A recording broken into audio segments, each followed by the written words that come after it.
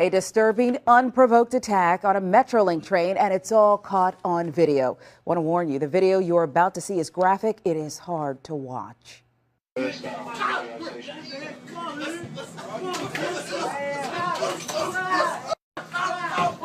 A 43-year-old man on his way home from work beaten and kicked by 3 attackers. Russell Kinsel, live from the Bommarito Street Fleet, is asking Metro about security on trains. And Russell, you just spoke with the victim. Yeah, the victim is sore. He's a little spooked. He's taking a break from riding Metrolink for a while. And he says next to his physical injuries, what hurts the most is that no one lifted a finger.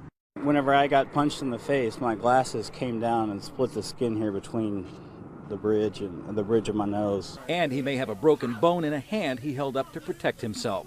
The victim seen beaten in this cell phone video asked us not to use his name. He says he was on his way home from work when 3 men approached him and one asked to use his phone. And then he asked me my opinion on the Michael Brown thing, and I responded I was too tired to think about it right now. And he stood up, and next thing I know, he sucker punches me right in the middle of my face. The victim was punched and kicked before the 3 suspects got off at the Forest Park stop.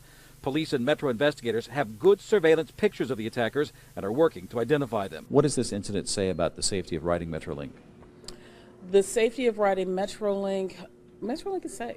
Metro spokeswoman Diane Williams says they spend $10 million for off-duty officers and security guards, but she says there's been an increase nationwide in random acts of violence on public transportation. What we're doing in response is talking to St. Louis City, our partner in the city, about how they can increase their patrols and increase their protection of our system. The man who was beaten says no other riders tried to help. I think it was disgusting that people were sort of laughing and smiling about it. No one offered to help. No one attempted to call 911. Coming up all new on News 4 at 5:34, that man who was beaten says he has a message for everyone who rides public transportation.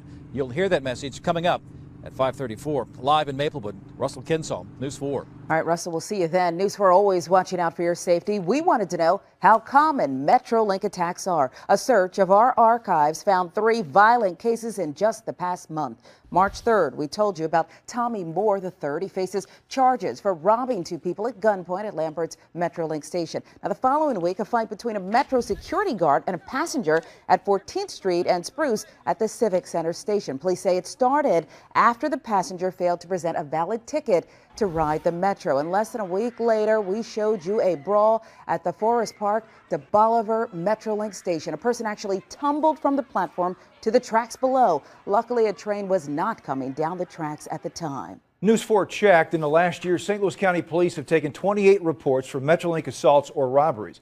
We asked St. Louis City for the same information, but the department does not track crime by location and was unable to give us that information. In an undisclosed and secret location, Metrolink dispatchers monitor all platforms 24 hours a day, 7 days a week. Multiple cameras are not only on the platforms, but also on buses and trains. Dispatchers are able to slow trains down and stop them if they see anything suspicious.